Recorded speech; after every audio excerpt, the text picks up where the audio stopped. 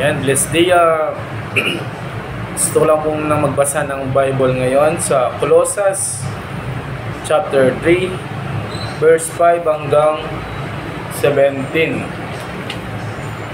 Ang dati at bagong buhay. Verse 5. Kaya't patayin na ninyo ang mga pagnanasang makamundo, ang pagkikiyapid, karumihan, mahalay sa simbuyo ng damdamin, masamang pagnanasa, at ang kasakiman ng isang uri ng pagsamba sa Diyos-Diyosan.